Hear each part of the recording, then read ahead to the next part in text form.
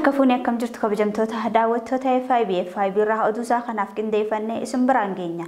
Oduu guyyaa irraa isin biraan ga'uun kan isin wajjin turu an Sabboontu Ahmadi. Waldanda'uu fi wal kabajuun amantaalee gidduu ture cimee itti fufuu qaba jedhani pirezidaantiin dhimmoota Islaamummaa Itoophiyaa Muftii Haaji Umar Indiris. Pirezidaantiin mana maree dhimmoota Islaamummaa waliigalaa Itoophiyaa Muftii Haaji Umar Indiris waldanda'uu fi wal kabajuun amantaalee gidduu ture cimee itti fufuu qaba jechuun ibsaniiti jiru. Amantaalee gidduu kan ture tokkummaa fi wal kabajuun yeroo itti aanuttis cimee itti fufuu qabas jedhaniiti jiru. Pirezidaantichi ergaa dabarsaniin dargaggoonni gorsa abbootii amantaa dhaga'uun badiirraa of qusachuu qabanis jedhaniiti jiru.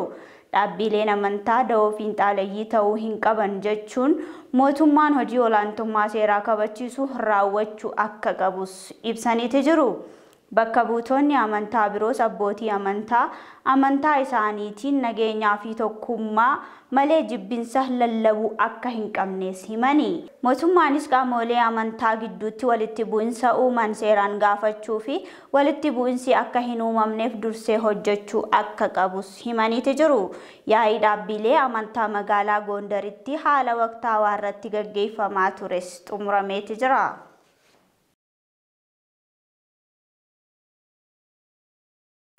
Itoophiyaan neetwoorkii moobaayilaa labata shanaffaa yookaan 5th generation hojii jalqabsiisteeti jirti. Neetwoorkiin 5th generation yookaan ammoo labata shanaffaa teeknooloojii moobaayilaa saffisaa isa dhumaa addunyaan irra geessee jirtudhas jaameeti jira. Guutuu gabaasa kana Daraartuu Garbaa akka taanutti dhiyeessiti.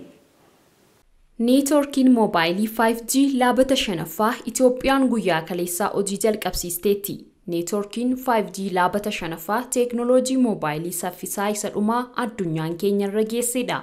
Saffisa isa dhumaa yeroo jedhamus fiilmii intarneetii irraa buusuuf daawunlood gochuuf sa'aatii 2 kan fudhatu sekondiiwwan muraasa keessatti buusuuf dandeessisa.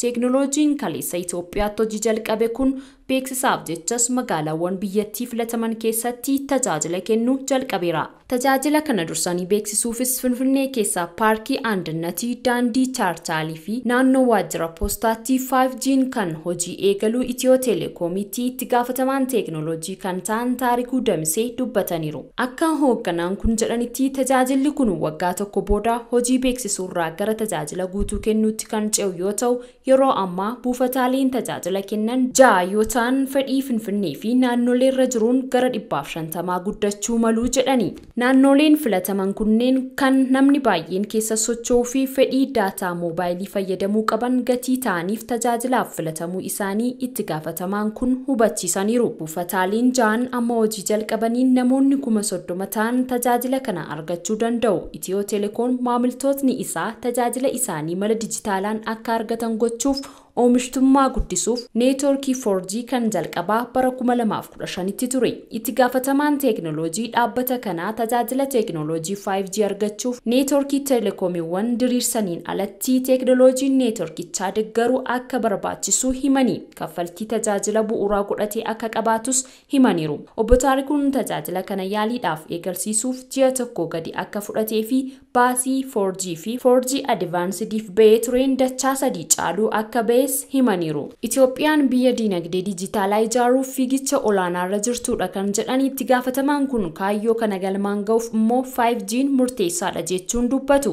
Tajaajilli kun wallaansa fayyaa fagoorraa kennamu babal'isuuf qonnaa gurguddaa teeknooloojiidhaan deeggaruuf damee albuudaa biyyattii teeknooloojiidhaan gabbisuu fi indaastirii jabeessuuf akka gargaaru dubbataniiru. Haala kanaan Itoophiyaan hojii neetwoorkii TG diriirsuu dhaabuun 3G, 4G, 4G Advanced fi 5G irratti hojjechaa akka jirtu itti gaafatamaan kun ibsaniiru. Itti dabaluunis naannolee biyyattii keessaa harki 66 teeknooloojiin 3G waliin ga'eera. 4G Advanced magaalaawwan 136 keessatti diriirfameera. Teeknooloojiin labataa shanaffaa tajaajila saffisaa akka kennu himamus sirna walquunnamtii xiyyaaraa garuu ni jeeqa jedhamuun qeeqni irratti dhiyaata. Baatii darbe keessaa daandiiwwan xiyyaara gurguddoo Ameerikaa 5G'n balaalliiwwan irratti dhiibbaa guddaa jedhamu uumuu mala jechuun akeekkachiisa kennanii turani. Daandiiwwan xiyyaaraa kunneen dhaabbileen tajaajila teleekoomii kennan tajaajilli kun buufataalee xiyyaaraa irraa yoo xiqqaatee kiiloomeetira 3 fagaatee akka jiraatu gaafataniiru. Tajaajilli 5G'n keessumaa yeroo haalli qilleensaa gaarii hin jirretti sirna balallii ni jeeqa jechuun yaaddoo isaanii ibsatanii. Dhimmi kun Itoophiyaaf rakkoo hin ta'u jechuun gaaffiin dhiyaateera. Garuu teeknooloojii kana jalqabsiisuuf yeroo yaadan dhimma kanaaf xiyyeeffannoon akka itti kennamutu himame. Ameerikaatti xiyyaararraa lafatti wal quunnamtii raawwachuuf malli fayyadaman firiikweensii 5G waliin kan walitti dhiyaatu gatiiteef qoratamuu qaba yaaddoon jedhus ni jira. Garuu mala looyer baand jedhamu gatiiteef gama kanaan waan yaaddeessu akka hin jirre sirriitti hubatameera jedhame. Daandiiwwan xiyyaaraa waliinis marii gochuun waliigalteen akka jirus himameera. 5G'n neetwoorkii 4G amma faayidaarra oolaa jirurraa harka 20 akka saffisu himame. Konkolaattota fi konkolaachiftoota tajaajila geejjibaa uummataaf seernaan hin laanne irratti tarkaanfii barbaachisaa ta'e kan fudhatamu ta'uun ibsameeti jira. Biiroon geejjibaa magaalaa Finfinnee sirreeffama gatii boba'aa wal qabatee konkolaattota fi konkolaachiftoota tajaajila geejjibaa uummataaf sirnaan hin laanne irratti tarkaanfii barbaachisaa ta'e kan fudhatu ta'uu hubachiiseeti jira. Konkolaattonni fi konkolaachiftoonni uummataaf tajaajila geejjibaa laatan sirreeffama gatii boba'aa wal qabatee tajaajila dhaabanii fi sirnaan tajaajila hin laanne gocha kanarraa akka of qusatan biirichi akeekkachiiseeti jira. Biirichi sirreeffama gatii boba'aa wal qabatee tajaajila geejjibaa uummataa shaggar dabalatee kanneen tajaajila geejjibaa uummataaf laatan hundi iddoo boombii isaaniif laatametti argamuudhaan taarifa kaa'ame qofaan tajaajila laachuu akka qabanis hubachiiseeti jira.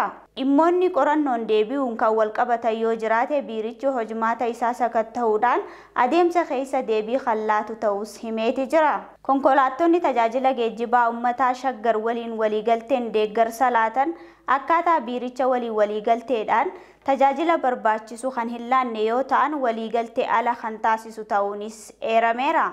Konkolaattonni kunniin saffisaan gara sarara ramadamaniitti deebi'uudhaan tajaajila irraa barbaadamu laachuu akka qabanis waamicha dhiyeesseeti jira. Kanneen uummata taarifaa ol kaffalchiisan sarara isaaniif laatame adda kukkutan barjaa isaanii hin maxxanfanne taarifa isaanii hin maxxanfannee fi iddoo eeyyameef ala adda kukkutuudhaan deeman gochicharraa akka of qusatan biiroon geejjiba magaalaa Finfinnee hubachiiseeti jira. Uummanni dhamaatii hin malleef akka hin saaxilamne biirichi qaamolee dhimmi ilaallatu waliin taa'uudhaan hordoffii fi to'annoo cimaa kan ta'e akka taasisus ibseeti jira.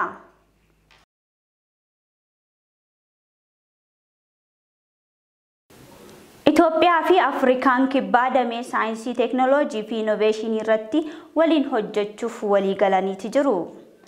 Itoophiyaa fi Afrikaan kibbaa damee saayinsii teeknooloojii fi inooveeshinii waliin hojjechuuf dhimmoota dandeessisan irratti waliigaltee mallatteessaniiti jiru. Waliigalteen kunis hanga bara faranjoota 2025tti kan turu waggaa ta'uu leenjii humna namaa waljijjiirsa ogeessa inooveeshinii startup fi dameelee biroo saayinsii teeknooloojii fi inooveeshinii irratti waliin hojjechuuf kan isaan dandeessisu ta'uunis eerameeti jira. Waliigalticha ministeer deetaan ministeera inooveeshinii fi teeknooloojii Dr. Baayisaa Badhaadhaa fi gama Afrikaa kibbaatiin bakka bu'aan kutaa saayinsii fi inooveeshinii Daanduu Taayotaa mallatteessaniiti jiru. Erga baatii amajjii bara kanaatti haalli gargaarsa namoomaa lixa Oromiyaa hammaataa dhufeera jedhe dhaabbatni biyyoota gamtoomanii United Nation. Girmaa Guddisaa dabalata isaa qindeesseeti jira. Erga baatii amajjii waggaa baranaatti haalli gargaarsa namoomaa lixa Oromiyaa hammaataa dhufee jira jedha dhaabbanni biyyoota gamtoomanii. Kunis bara 2022 keessa waldura duubaanii fi walitti bu'iinsi hawaasa gidduu waan dabaleef jedhee jira dhaabbanni mootummoota gamtoomanitti dhaabbati dhimma gargaarsaa qindeessu Ochaan ibsa xumura torbee darbee baasen. Haleellaa lixa Oromiyaatti keessuma jalqaba waggaa kana Wallagga Bahaa fi Horroo Guduruutti hammaateen ajjecha saamicha akkasumas qabeenyi hedduu manca'eera. Hoogganaa itti aanaa Koomishinii Buusaa Gonofaa Oromiyaa obbo Garramuu Waliiqaa sababa rakkoo nageenyaatiin namoonni buqqa'uu fi gargaarsa geessu geessus rakkisaa taasisaa turuu himaniiru. Dhaqqabiinsi dhiboo deeggarsi gahaa dhiboo akkasumas dhaabbileen tumsan dhabamuutiin gargaarsi namoomaa rakkoo mudachuu United Nation ibsee jira. Kana kan gaafataman obbo Oliiqaan sababni kuni mudatee akkanaan ibsu. Rakkoon addatee ennaa jiraatu humni nageenya nu deeggaree akka dhaqqabsiisu kan hojjetaa jiru. Warri dhaabbata gamtoomanitti shakkii nageenya lafa qaban hundumaa humna nageenya dabalataan deemuu hin barbaadanii kanarraa kan ka'e isaan akkasitti kaasuu danda'u jedhan. Dhaabbata mootummoota gamtoomanitti hojjettoonni gargaarsa haala mijaa hin taane keessa akka sochaanii fi ambulaansonni isaanii fi kaan irratti haleellaan akka ga'u himanii jiru. Baatii booda kana lixa Oromiyaatti yakki babal'ate jiram keessuma daandii Amboo Naqamtee geessurraa nama butuu fi konkolaataa saamuun irra deddeebiin mudatee jira jedhu. Waggoota darban lixa Oromiyaatti faannoo dabalatee haleellaa hidhattoota sadiin lammiileen qeefii qabeenya isaaniirraa buqqaanii jiru. Dhaabbanni mootummoota gamtoomanii ibsa isaa keessatti naannoo Beenishaangul Gumuz godina Kaamaashii dabalatee jiraattonni 500tti tilmaamaman buqqa'uu himeera. Kana dura qondaalli mootummaa naannoo Oromiyaa obbo Mustafaa Kadar rakkoo nageenya Oromiyaa keessatti lammiilee 600tti siiqan buqqa'uu isaanii himanii turan. Obbo Oliiqaan hamma namoota rakkoo nageenyaan buqqaan lakkoofsaan akkanaan ibsu. Gara 11,000 ol Wallagga Lixaa, gara 36,000 ol ammoo Wallagga Bahaadha. Naqamtee irratti kuntaala 40,000 ol ji'oota sadan darban kana bakka rakkoon jiruu fi hammaatu akka geessan dhaqqabsiisneerra jedhan. Gargaarsa barbaachisu dhaqqabsiisuuf ga'umsa qaban kan gaafataman obbo Oliiqaan marsaa ammaatiin kan gaafatamne dhaqqabsiifnee jirra jedhan. Qoratamee dafee akka nu qaqqabuuf kan nuti gochaa jirru sanarratti hordofnee deeggarsa itti fufnaa jechuunis kan himan. Rakkoo nageenyaan ala balaa lolaa hongee fi waraanaan lammiileen Itoophiyaa gargaarsa fedhan miiliyoonaan lakkaa'amu. Erga bara 2021 walitti bu'iinsi Wallagga Bahaa fi Horroo Guduruu akkasumas godinoota Shawaatii babal'atuu fi qaatiin Oromiyaa keessaa akkasumas namoonni gara naannoo Amaaraatti buqqa'uu dhaabbanni mootummoota gamtoomanii kan hime. Gama kaaniin bakkeewwan qellam Wallaggaa yeroo dheeraaf dhaqqabuun rakkisaa ture amma dhaqqabamuu akkasumas bakkeewwan Wallagga Bahaa gara gadi dhaqqabameera jechuun dhaabbanni mootummoota gamtoomanii kun kan ibse. Akka dhaabbata mootummoota gamtoomanii jedhutti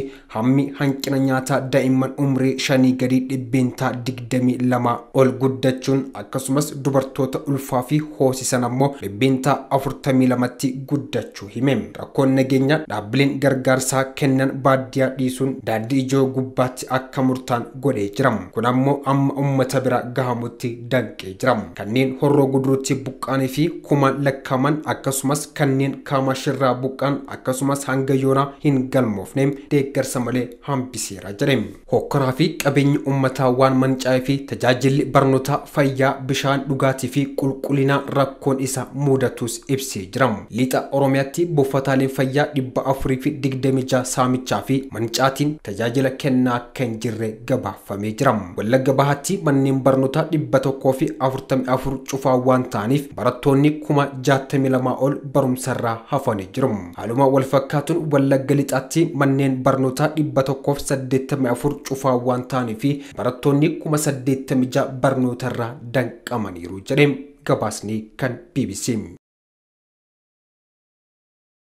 Gamtaan barattoota Yuunivarsiitii Jimmaa Hawaasa Booranaa sababa gogiinsaan miidhamaniif deeggarsa midhaan nyaataa kuntaala 580 gumaachaniiti jiru. Udii Muusaa dabalata qaba. Gamtaan barattoota Yuunivarsiitii Jimmaa Hawaasa Booranaa sababa hongee mudatee ture miidhamaniif deeggarsa midhaan nyaataa taasisuun isaanii himamaa kan jiru yoo ta'u, godina Booranaa keessatti osoo lammiiwwan keenya sababa hongee mudatee tureen miidhaa hamaaf saaxilamaniin hongeedhaan rakkachaa jiraniin barattoonni Yuunivarsiitii Jimmaa nuti foon hin nyaannu jechuudhaan barattoonni yuunivarsiitichaa nyaata isaanii irraa foon dhiisuudhaan deeggarsa midhaan nyaataa walitti qabuudhaan uummata Booranaatiif kennuun isaanii himameeti jira. Deeggarsi barattoota Yuunivarsiitii Jimmaatiin taasifamuu jiru kun ammoo midhaan nyaataa daakuu kuntaala 580 kan ta'u yoo ta'u walumaa galatti ammoo nyaanni kun birrii miliyoona takka tuqaa 7 oliin kan bitame ta'uun isaatis ammoo himamaati jira. Godinichaattis yeroo midhaan gargaarsaa achi ga'ee turetti itti gaafatamaan waajjira buusaa Gonnofaaf dubbii taasisaa turani. Godina Booranaa iddoo adda addaatti roobni roobaa kan jiru ta'us garuu jedhani hawaasni naannichaa ammallee gargaarsa barbaadan waan ta'eef lammiiwwan waliif dhaabbachuu akka qaban kaasuudhaan barattoonni dhaabbilee barnoota olaanoo garagaraatitti barachaa jiranis ammoo hojii fakkeenyummaa gaarii qabu kana ilaallachuu akka qaban dhaamaniiti jiru. Gama biraatiin ammoo godina Booranaa aanaalee garagaraa keessatti deeggarsa lammiiwwan hongee mudateen miidhamanii turaniif taasifamaa ture hatuudhaan geggeessitoota mootummaa safuufi qaanyii takkaan maleedhatti gocha badaa nama qaanfachiisuu irratti bobba'uudhaan qooda lammiiwwan hongee miidhamaniif taasifame faayidaa dhuunfaa isaaniitiif oolfachaa turan irratti mootummaan tarkaanfii fudhachuu isaa gabaafamaa turuun kan yaadatamudha.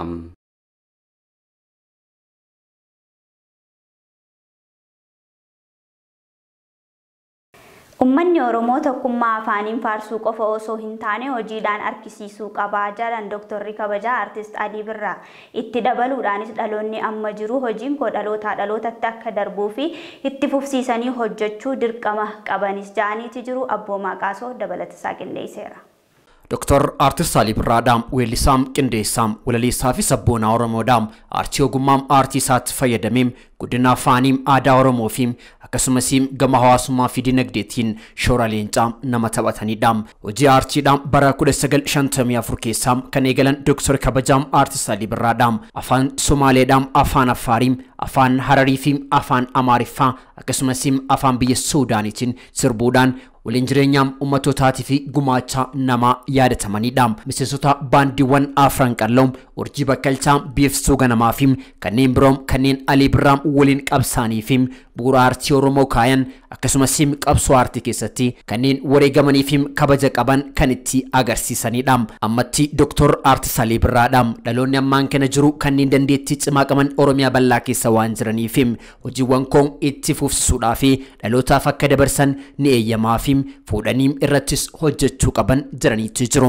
Ijoollee dargaggoota dandeettii gurguddaa qaban waan ani akka dhuunfaatiin hojjedhee sila wanna godhu hayyamuudhaafiin barbaada karaa FIB dabarsu waan Alii Birraan sirbaa ture. Ijoollee akkasii fidanii sirboota san dhaga'anii yoo wanna godhan yoo dhaga'een Alii Birraa irra wayya akka sirbuu danda'an warra dandeettii qabu waan beekuuf jecha fuudhanii sirbisiisu. Namoonni hojii aartii kanam dhalootaaf itti fufsiisuu barbaadan xalayaa barreeffatanii gama kootii yoo dhufan ammoo irratti mallatteessaafiim achi boodattiim dhalootarraam gara dhalootaatti darbuuti danda'am. Kun ammoo hojii koopiraayitiidhaam to'achuufisiim akka barbaachisuudhaam kan dubbatan Dr. Kabajaam Artist Alii Birraadhaam. Xalayaa barreeffatanii fidannarraa ani irratti mallatteessu maaliif gaaf fuulduraaf bakka jira bakka garii kan konsentii abbichaa gaafatu akka maal jedhaniin sirna biyyoota alaa achitti namni tokko koopiraatii jaa akkuma koopiraatiiti ni dhufta sirbuu feeta yookaan ani abaluu Alii sirbaa kana na hayyamamee jira jettee fiddaan taktakiin godha ilmatti deema. Akka sabaatti seenaa keenya olaanaa fi guddaa qabaannee sababa laam Oromoos taanii gaanfa Afrikaa keessatti jiraachaati jirraam. haa ta'uutii malee seenaa nu qaanessanis hedduu of keessaatti qabna. Abbichuu fi Galaan wal waraanuun isaanii diinota Oromootiif gaachana ta'e malee Oromoodhaaf hin hiroomsine. Kanneen akka Goobana Daalcee Faasii diina keenyaaf luka ta'an malee bilisummaa Oromootiif waan gumaachan hin qabani. Uummanni Oromoodhaan utubaa biyya kanaati. Kanaaf ammoo tokkummaa afaanii osoo hin taane hojiidhaan agarsiisuu barbaachisa jedhu Dr. Kabajaam Artist Alii Birraadha. Nu Oromoon dhugaadhaa ummata jabaa ummata biyya lafee biyya tana kan ta'e biyya tana qabee dhaabbatee ammallee yoo dhugaa barbaade tokkummaa irratti jaluma janii tokkummaa jennee keessaan yoo hin jenne gatii hin qabu. Tokkummaan kan afaanii odoo hin taane tokkummaa qalbii fi sammuu keenyaan anaa fi haati isiidha isa hundinuu waan tokko qabaachuu qabna. Xumura irratti urjiiwwan bakkalchaa dhaloota garaagaraa lamaan keessatti argaman hangaftichi muuziqaa Oromoodhaa Dr. Artist Alii Birraadhaa dargaggeessa jaalatamaa fi abbaa warraaqsaa weellisaa Oromoodhaa yeroo dhiyootti ajjeefamee Haacaaluu Hundeessaa irratti namootni hedduu wantoota baay'eedhaan wal akka isaan fakkeessan kan dubbatamu ta'uu fi darbees Haacaaluun nama Alii Birraa bakka bu'ee muuziqaa Oromoodhaatiif dhaloota dhaalchisuu jedhanii abdataa turanis ajjeechaan Artist Haacaaluu Hundeessaatiin hubamuu kan dubbatu Dr. Alii Birraadhaa waa'ee Haacaaluudhaa ibsuudhaaf jechoonni jalaa badanii wayitti akka ittiin miira isaanii ibsatanii rakkatanitti ani umriidhaan Artist Haacaaluu Hundeessaa caalus isa keessatti Aliin of arga jedha. Jabinnaa fi dhaabbii qabaachuu isaa uummata Oromootii fi Oromiyaa qofaa mitis jedha Dr. Artist Alii Birraadha. Haacaaluu Hundeessaa Rabbi rahmataa godhuuf inni isa keessatti Alii Birraa ifa harka isa keessa inni irratti qaatahullee hedduu guddatee isa keessaan jiran akka wannaatan ta'e dhugaa maqaa Rabbii. Oduu gaddaatiin sirni gaggeessaa hayyuu fi qabsaa'aa gameessa Oromoo fi qondaala ABO duraanii kan turan Dr. Taaddasee Eebbaa caamsaa 9/2022 Ameerikaa kutaa bulchiinsa Virgiiniyaatti raawwatameeti jira. Lalisaa Alamuu guutuu oduu kanaa qindeesseeti jira.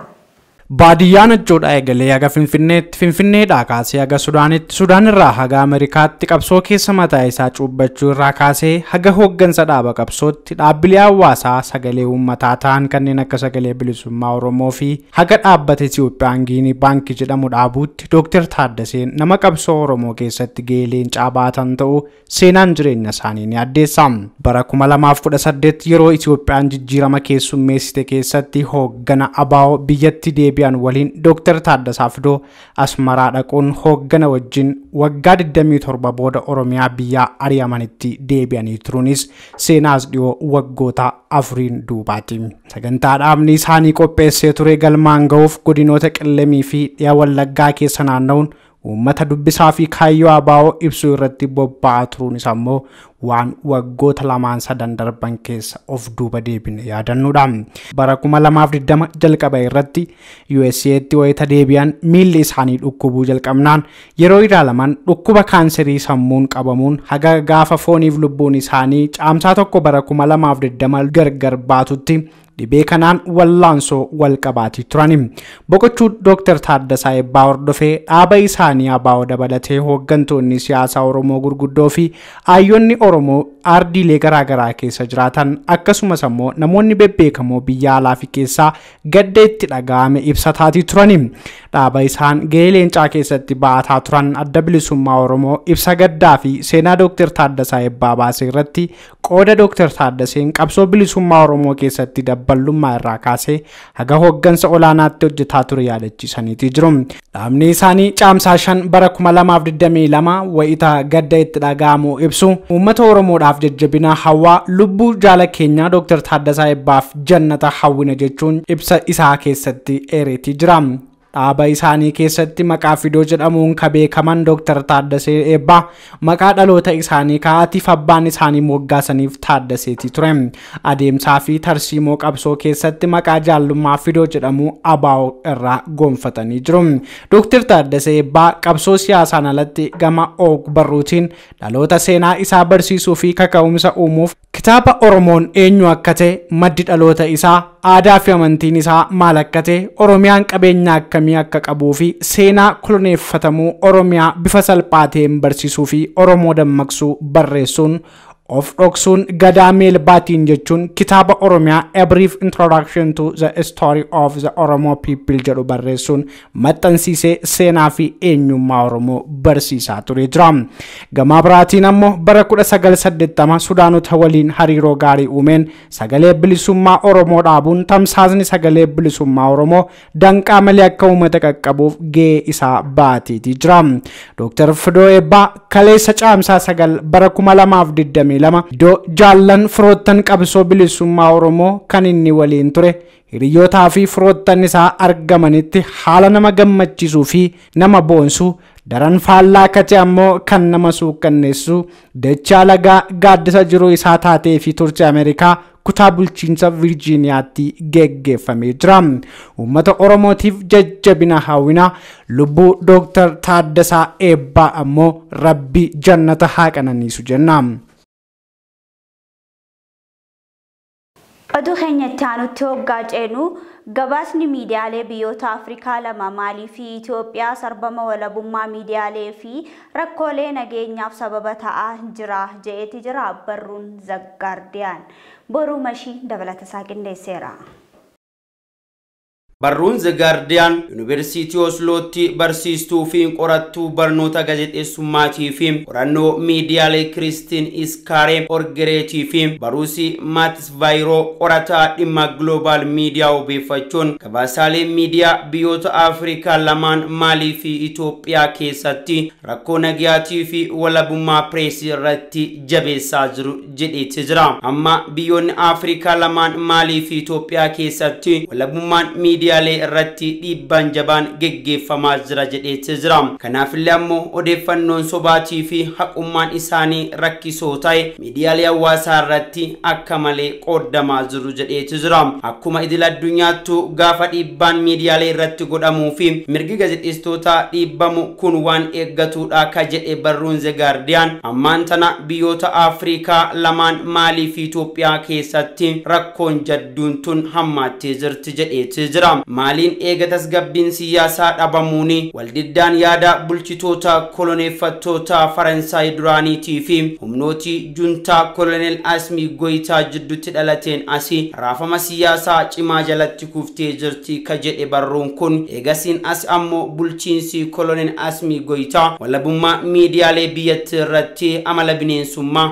argisiisaa jiru jedheeti jira. Keessaayyuu ammoo himatni bulchiinsi juntaa kolonel Asmii Goyitaa miidiyaalee Faransaay lamaan France 24 fi RFI irratti dhiyeessan tatamsa'ina oduu kijibaatii fi karaa guddaa saaqee jira jedheeti jira. Gaazexeessitoonnis ukkaanfamaatti jiru. Reebichii fi dhaanichi ammoo ogeeyyota miidiyaalee irratti daran jabaatee jira ka jedhe gabaasi kun. Akka gabaasi kun jedhutti ammoo Maaliin walabummaa miidiyaalee tiksuu fi mirga gaazexeessitootaa eeguudhaan biyyoota 180 keessaa sadarkaa 111ffaa irratti argamti jedheeti jira. Walabummaa miidiyaaleetii fi mirga gaazexeessitootaa sarbuudhaan ammoo Maaliin sadarkaa 12ffaa irratti argamti jedheeti jira. Itoophiyaan ammoo mirga gaazexeessitootaa kabajuu fi walabummaa miidiyaalee eeguudhaan biyyoota addunyaa 180 keessaa sadarkaa 114ffaa irratti argamti. Mirga gaazexeessitootaa sarbuu fi walabummaa miidiyaalee dhiituudhaan ammoo Itoophiyaan sadarkaa 13ffaa irratti argamti ka jedhe gabaase The Guardian. Miidiyaaleen Itoophiyaa tamsaasa oduu sanyii walitti kakaasanii fi fixiinsa sanyii hordofsiisuu malan hammaataa ta'e yeroo ammaa kanatti facaasaa jiru jedheeti jira. Kanaafillee ammoo akka ragaatti kan kaase The Guardian gareen gaazexeessitootaatii fi gargaarsa namoomaa kennan odeeffannoo argataniin Itoophiyaa keessatti nama ajjeesuu fi dararuun akka mirgaatti waan ilaalamu yaalamaa jiru fakkaata jechuun gabaasuu isaaniitti jedheetti jira. Keessaayyuu ammoo loltoonni Itoophiyaa humnootiin Amaaraatii fi loltoonni Eertiraa yakka hamaa ta'e